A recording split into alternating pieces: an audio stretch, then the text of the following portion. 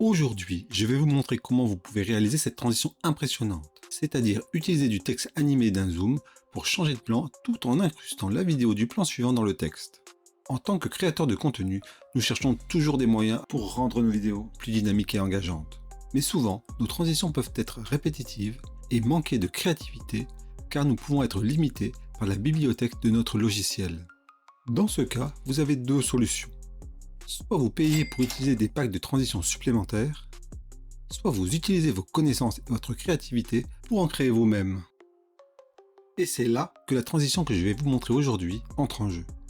Cette technique permet de passer d'un plan à un autre de manière fluide et stylée en utilisant du texte comme pont visuel. À première vue, je sais qu'il peut sembler compliqué de réaliser cette transition si vous ne savez pas par où commencer. Mais sachez qu'utiliser cette transition ajoutera une touche professionnelle à vos vidéos, car elle a l'avantage de capter l'attention des spectateurs et rend vos contenus mémorables. Pour la créer, nous allons utiliser DaVinci Resolve, mais avec quelques adaptations, vous pourrez aussi la réaliser sur des logiciels comme Adobe Premiere. Pour ceux qui n'auraient pas encore le logiciel, je vous mets le lien en description pour télécharger DaVinci Resolve gratuitement. Une fois le logiciel à votre disposition, ouvrez-le et passons à la pratique. Pour réaliser cette transition, nous allons commencer par importer nos deux rushs. De mon côté, j'ai joué sur l'opposition entre la mer et la montagne. Je place mon premier rush sur la piste vidéo 1. Si vous n'avez pas besoin de la piste sonore, il vous suffit d'appuyer sur Alt et de cliquer sur la piste pour la séparer. Ensuite, je la supprime. Puis, je place mon rush numéro 2, donc la montagne, sur la piste vidéo 3.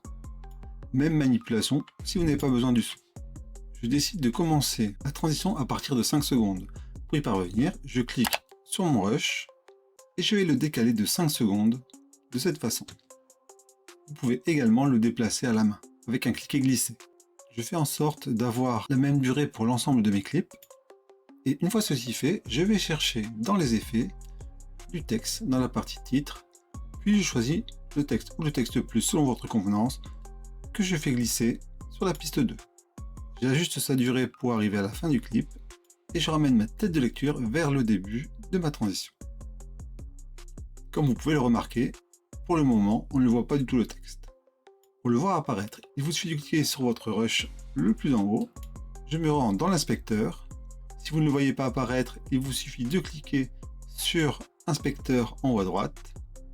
Puis, je vais dans la partie Compositing et dans les modes de fusion, je clique. Je vais tout en bas pour rechercher premier plan. Je me rends ensuite sur le texte, je clique dessus pour le valider. Pareil dans la partie paramètres, je descends pour retrouver Compositing, mode de fusion, je clique et tout en bas, je vais dans la partie alpha. Désormais, nous voyons apparaître du texte avec au travers notre rush. Tout en gardant le texte sélectionné, je vais dans titre et là, je vais pouvoir entrer le texte que je veux.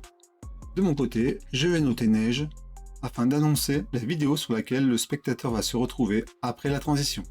D'ailleurs, je vous conseille d'utiliser un texte assez gras au niveau des caractères, d'où le style, tel que l'extra bold ou le bold. Pour ma part, j'ai choisi l'extra bold. Une fois ceci fait, il ne nous reste plus qu'à l'animer. Je me rends au début de la transition, puis dans les paramètres du texte, je vais poser un premier point clé en cliquant sur le losange. Ensuite, je passe le zoom à 0. Puis je définis la fin de ma transition, par exemple quand le bateau a disparu, et là je pousse son zoom au maximum, donc il correspond ici à un zoom de 100. On peut immédiatement remarquer que même avec un zoom de 100, on voit une partie de la mer qui reste. Afin de corriger cela, on peut aller chercher le point d'ancrage sur le X et le déplacer afin de couvrir un maximum de l'écran. Si ce n'est pas suffisant, comme vous voyez sur les côtés, ça veut dire que le texte n'est pas assez gros. Donc je retourne dans la partie titre et au niveau de la taille, je l'augmente jusqu'à ce que nous ne voyons plus les bords. Je reviens sur ma tête de lecture et voyons ce que ça donne. Comme vous pouvez le voir, nous voyons parfaitement la transition entre les deux plans. Maintenant, si vous souhaitez que le grossissement du texte suive le mouvement du bateau, il vous suffira de jouer avec vos points clés. C'est-à-dire, par exemple, si je me place au bout d'une seconde, je peux réduire le texte dans les paramètres au niveau du zoom afin de le faire correspondre avec le bateau. Cela va créer automatiquement un point clé. Vous pouvez continuer par exemple une seconde plus tard et recommencer l'opération et ainsi de suite jusqu'à la fin de votre transition. Et voilà le résultat. Comme vous l'avez maintenant compris, la transition de texte zoomé est un excellent moyen d'ajouter du dynamisme et du style à vos vidéos. Essayez cette technique dans vos prochains projets et voyez par vous-même la différence qu'elle peut faire. En attendant, n'oubliez pas de vous abonner pour plus de conseils et d'astuces sur la création vidéo.